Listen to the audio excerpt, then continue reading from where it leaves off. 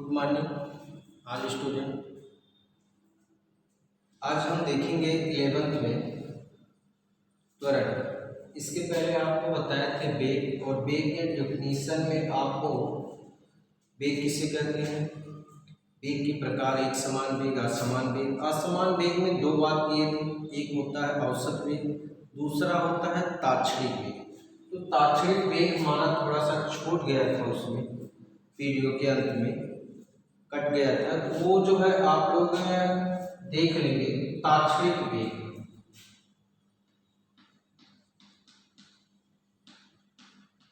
ताक्षणिक वेग, इसके बाद आप लोग देखेंगे त्वरण। ठीक, ताक्षणिक वेग क्या होता है?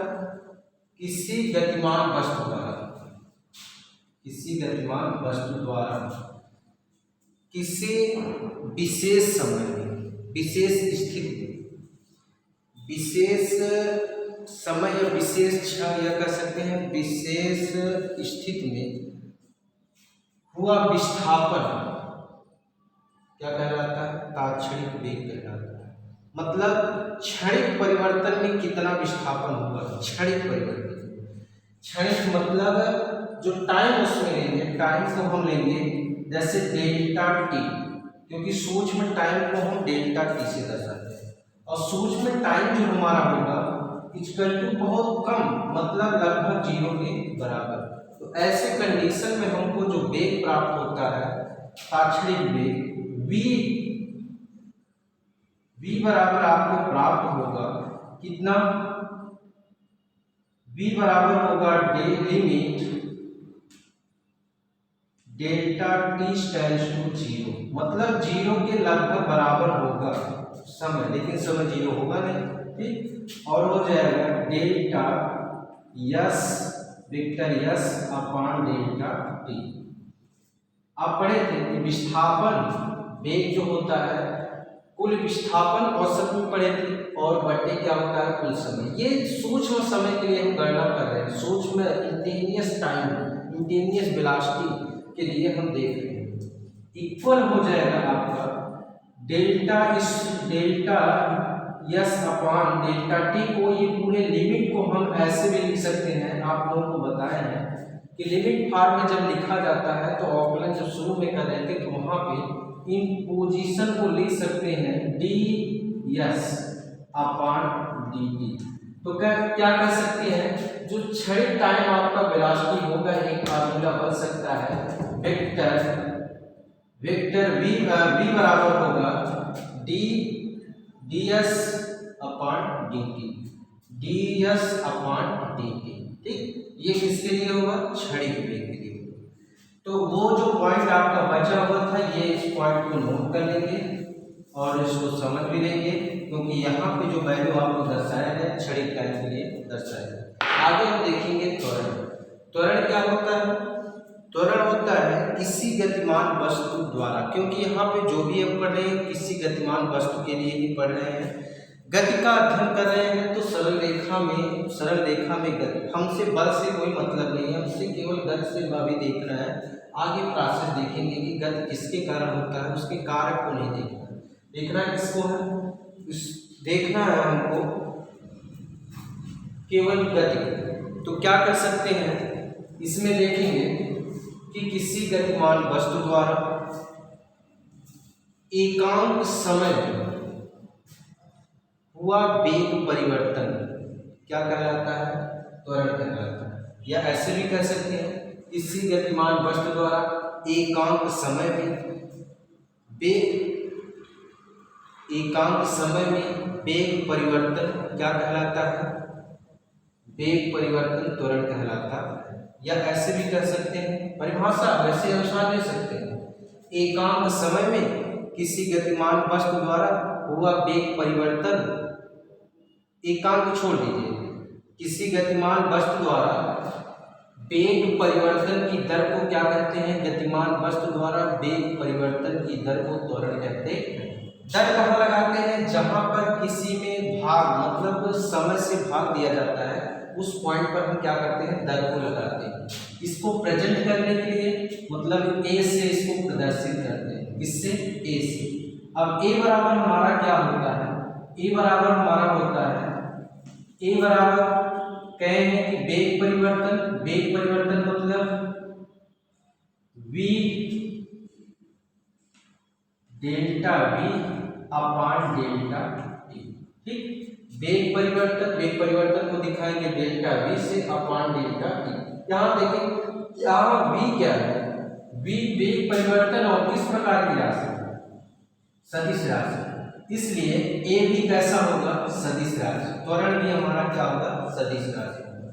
ठीक, मात्रक लिखेंगे तो ऊपर के लिए क्या लिखते हैं, मात्रक होता मीटर प्रति सेकंड बटे टाइम के लिए क्या हो जाएगा, सेकंड। एक साथ अगर इसको करेंगे तो लिख सकते हैं मीटर प्रति सेकंड स्क्वायर, मीटर प्रति सेकंड स्क्वायर। ठीक, बीमा अगर इसका देखेंगे, बीमा देखेंगे तो क्या होगा, यल अपान टाइम के लिए कैपिटल टी, पावर कितना 2, इक्वल करेंगे तो एक साथ यल टी पावर -2, ऊपर जाएगा तो टी पावर -2।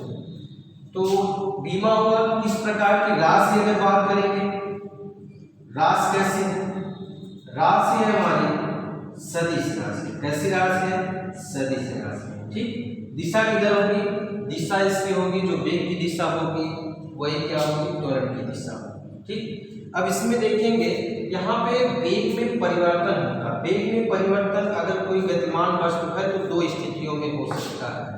एक हो सकता है कि गतिमान वस्तु धीरे धीरे क्या हो रही है, उसका वेग मतलब धीरे धीरे वो बढ़ रही है, धीरे धीरे क्या हो रहा है, बढ़ रही है। और एक स्थिति ऐसा आता है कि धीरे धीरे गाज जो है कोई गतिमान वस्तु धीरे धीरे रुक रही है।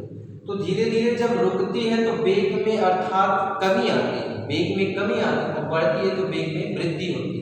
जब वेग में कमी आती है तो उस समय जो त्वरण हमारा होता है वह त्वरण कैसा होता है, ऋणात्मक होता है। अर्थात वेग ऋणात्मक होगा तो वह त्वरण क्या कहलाता है, मंदन कहलाता है। वह त्वरण क्या कहलाता है, मंदन। कब, जब स्थिति में क्या होगा कि धीरे धीरे कमी आती है, गतिमान वस्तु में धीरे धीरे कमी आती है तो वेग हमारा ऋणात्मक हो जाता है और त्वरण कैसा हो जाता है, मंदन हो जाता है। लेकिन अगर वृद्धि होती है तो वेग हमारा क्या होता है, धनात्मक होता है। ठीक, तो उस कंडीशन है, अर्थात जब वेग धनात्मक होगा तो त्वरण होगा, और अगर कमी दिखाएगा तो कहीं पे उसको लिखा जाता है, वेग पे मंदन लिखा जाता है। मंदन का अर्थात समझेंगे कि त्वरण में क्या होगा, धीरे धीरे, अर्थात त्वरण में कम, वेग में धीरे धीरे कम दिखाएगा। ठीक, अब इसके बाद देख लेंगे त्वरण के प्रकार। त्वरण के प्रकार जैसे वेग के प्रकार पढ़े थे उसी प्रकार से इसमें भी है। त्वरण के दो प्रकार हैं, एक होता है एक समान त्वरण, एक समान त्वरण, और दूसरा आपका बनेगा एक समान त्वरण, दूसरा होगा असमान त्वरण, असमान त्वरण। ठीक, असमान, एक समान त्वरण किसे कहते हैं, एक समान त्वरण होता है जब किसी गतिमान वस्तु समान समय अंतराल में, जब किसी गतिमान वस्तु द्वारा समान समय अंतराल में क्या होता है, समान विस्थापन या समान वेग परिवर्तन होता है, या समान कह सकते हैं कि वेग परिवर्तन में वृद्धि होती है अथवा कमी होती है। वृद्धि और कमी समान होती है, सॉरी, वृद्धि और कमी क्या होती है, समान। तो ऐसे स्थिति को क्या बोलेंगे, एक समान त्वरण कहते हैं। मतलब जितने समय में परिवर्तन हो रहा है, जैसे कहने का अर्थ हुआ कि मान लीजिए एक समय, मान लीजिए 2 सेकंड में कोई वस्तु जो है, किसी वस्तु में परिवर्तन जो हो रहा है, वेग में परिवर्तन जो हो रहा है, कितना हो रहा है, 2 मीटर प्रति सेकेंड। ठीक, वेग में परिवर्तन अगर इस कंडीशन के अनुसार देखेंगे कि वेग में परिवर्तन टाइम जो लिए थे समान समय अंतराल में, टाइम समान समय अंतराल में, और उसमें जो परिवर्तन हो रहा है 2 मीटर प्रति सेकेंड टाइम। ठीक, अगले 4 में कितना हो जाएगा, 4 में अगर देखेंगे 2 फिर बढ़ा तो फिर 2 मीटर प्रति सेकेंड। मतलब कहने का अर्थ हुआ कि जो वृद्धि और कमी होती है वह कैसी हो, एक समान रूप से होती है, तो ऐसे को बोलते हैं एक समान त्वरण करके चलते। इसके विपरीत यहाँ पे असमान। असमान का मतलब होता है कि जब कोई गतिमान वस्तु समान समय अंतराल में भिन्न भिन्न वेग में वृद्धि हो अथवा कमी हो, दोनों कंडीशन हो सकते हैं, वेग में वृद्धि हो अथवा कमी हो, ऐसे जो है त्वरण को क्या कहते हैं, असमान त्वरण कहते हैं।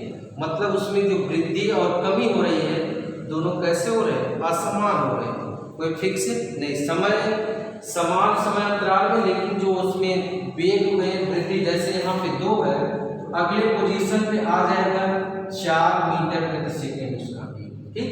तो ये कोई फिक्स नहीं है कि अगले स्टेप में फिर अगले में 2 आ सकता है, असमान होगा, ऐसे स्थिति में बोलेंगे असमान त्वरण। असमान त्वरण जो आपका होता है ये 2 प्रकार के होते हैं। पहला क्या होता है, असमान त्वरण 2 प्रकार के। एक आपका होता है औसत त्वरण,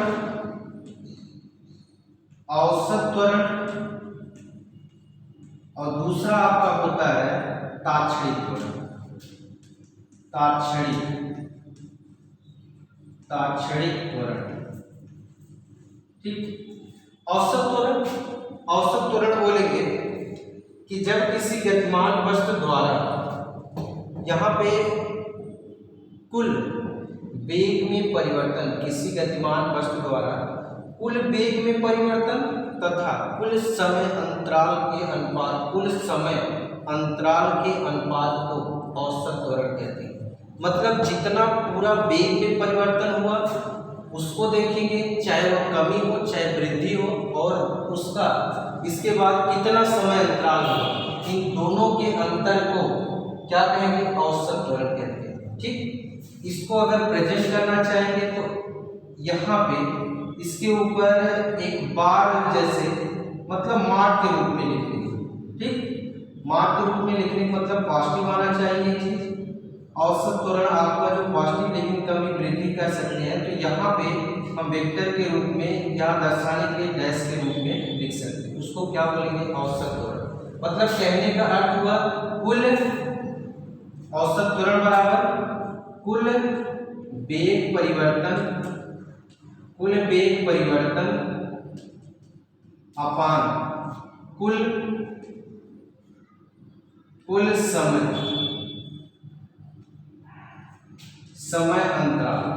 समय अंतराल, ठीक, के अनुपात को क्या कहते हैं, औसत त्वरण कहते हैं। अब यहाँ पे देखेंगे ताक्षणिक त्वरण। ताक्षणिक त्वरण आपका होता है कि किसी परिवर्ती वस्तु द्वारा किसी विशेष क्षण में उत्पन्न वेग परिवर्तन में कमी या वृद्धि क्या कहलाता है, ताक्षणिक त्वरण कहलाता है, ठीक। यहाँ पे जो कंडीशन हम देखेंगे, किसी क्षणिक समय में जो वेग में वृद्धि या कमी होती है उसके लिए हम कहते हैं, तो क्या पोजीशन बन जाएगा, अगर a बराबर, इसके लिए ताक्षणिक के लिए देखेंगे वेक्टर a बराबर, फार्मूला आपका परिभाषा लिख सकते हैं, किसी परिवर्ती वस्तु द्वारा किसी विशेष क्षण में वेग परिवर्तन में वृद्धि या कमी को क्या कहते हैं, ताक्षणिक त्वरण कहते हैं। a बराबर होता है लिमिट, क्योंकि ये जो समय लिया जाएगा सूक्ष्म के लिए लिया जाता है, इसलिए डेल्टा t टेंड्स टू 0, यहाँ पे हो जाएगा डेल्टा v अपान डेल्टा t, इक्वल इसको लिख सकते हैं डेल्टा v अपान क्या, डेल्टा v अपान डेल्टा t, ठीक। यहाँ पे वेक्टर लगा देंगे क्योंकि ये कैसी राशि, सदिश राशि। तो यहाँ पे हमको विशेष और रूप में देख सकते हैं, इसको और लिख सकते हैं वेक्टर a बराबर, यहाँ लिख सकते हैं d अपान dt, इसको लिख सकते हैं ds, v के स्थान पे ds अपान dt, या इक्वल हो जाएगा d स्क्वायर ds अपान dt स्क्वायर, ठीक। तो एक फार्मूला आपको इस प्रकार से मिल सकता है, कब, जब ds टर्म में विस्थापन दिया गया होगा, उस कंडीशन में हम त्वरण का मान निकालेंगे तब, ठीक। तो ये हुआ त्वरण के प्रकार। अब आगे आप देखेंगे इसी इससे संबंधित एक क्वेश्चन, महत्वपूर्ण क्वेश्चन देख लेंगे। दिया है किसी कण की स्थिति x बराबर किसी कण की स्थिति x बराबर 4t² minus 15t plus 20 metre समीकरण से व्यक्त की गई है। एक कण की स्थिति x बराबर 4t² minus 15t plus 20 metre समीकरण से व्यक्त की गई है। इससे शून्य समय पर कण की स्थिति निकालना, स्थित वेग तथा त्वरण ज्ञात कीजिए। स्थित वेग तथा त्वरण ज्ञात कीजिए। यही हमको दिया है। यक्स, यहाँ पे यक्स को बता दिया गया है कि कण का यक्स जो है क्या है, स्थित है। अब यहाँ पे हमको देखना है शून्य समय पर, मतलब टाइम t=0 पर उसकी स्थिति क्या होगी। तो t=0 पर स्थिति अगर हम देखेंगे, क्योंकि प्रश्न में ऐसा बोला है, प्रश्न में कहा है कि इससे शून्य समय पर कण की स्थिति, तो क्या हो जाएगा, x बराबर हमारा हो जाएगा 4t का मान रखेंगे 0 का स्क्वायर प्लस माइनस क्या हो जाएगा, यहाँ पे हो जाएगा आपका कितना 0, 15 इंटू क्या हो जाएगा 0 प्लस 20, तो इक्वल आ जाएगा आपका x बराबर कितना 20 मीटर। मतलब इसमें जो स्थिति होगी 20 मीटर होगी। इसके बाद आपसे पूछा है वेग क्या होता है, वेग होता है विस्थापन। अगर स्थिति निकालते हैं तो उसके लिए हम देखते हैं ds/dt अगर निकाल लेंगे तो वह किसके बराबर हो जाएगा, वेग के बराबर। अभी इसके जस्ट पहले हम पढ़ेंगे कि v बराबर v होता है, यस क्या है यहाँ पे विस्थापन है, तो यक्स क्या है विस्थापन, तो dx/dt। तो यक्स के टर्म में हम क्या करते हैं, इसका अवकलन करते हैं। अवकलन करने का अर्थ हुआ कि इसमें इसके सापेक्ष t के सापेक्ष करेंगे तो यहाँ पे हो जाएगा 4 इंटू, यहाँ पे क्या फार्मूला होता है n इंटू यक्स पावर किसी का यक्स पावर n लिखा गया है, तो होगा n इंटू n -1, ठीक, कि प्लस क्या होगा -1।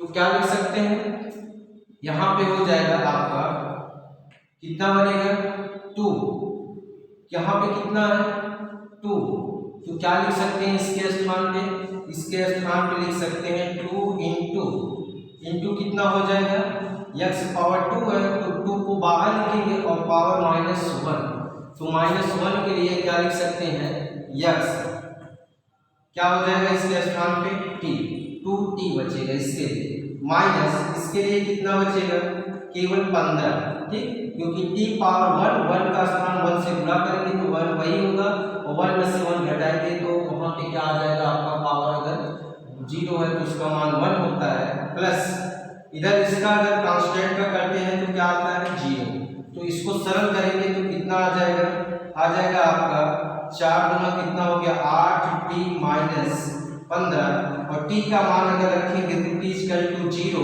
तो हो जाएगा 15, तो आंसर कितना आएगा -15 मीटर। इसमें वेग जो आपका होगा -15 मीटर। त्वरण के लिए हम देख लेंगे, त्वरण में है a बराबर, अभी हम पढ़े a बराबर होता है dv/dt। इक्वेशन जो लिखेंगे dv/dt, इसका अगर करेंगे तो यहाँ पे क्या आया था dv/v बराबर क्या आया था, यहाँ पे आया था 8t - 8d का मान 8, यहाँ v का मान 8t - 15। अब क्या कर लेंगे, t के सापेक्ष इसका जो अवकलन करेंगे तो कितना आ जाएगा 8 इंटू इसका मान t के लिए करेंगे तो t के सापेक्ष करते हैं तो इसका मान कितना हो जाएगा 1, इस फार्मूले से, ठीक, और इसका कांस्टेंट इसका मान क्या हो जाएगा 0। तो मिलेगा क्या आपको, a बराबर आपको प्राप्त होगा a बराबर 8 मीटर, क्या प्राप्त होगा 8 मीटर प्रति सेकंड स्क्वायर, ठीक, 8 मीटर प्रति सेकंड स्क्वायर आपको क्या मिलेगा, और इसमें मिलेगा मीटर प्रति सेकंड। मीटर प्रति सेकंड, क्योंकि dx/dt लिखे तो t के लिए क्या लिख देंगे सेकंड। ठीक, तो इस तरीके से हम क्या करते हैं, कुछ क्वेश्चन जो इंटेनियस वाले क्वेश्चन होते हैं इसी टाइप से लगाते हैं। धन्यवाद।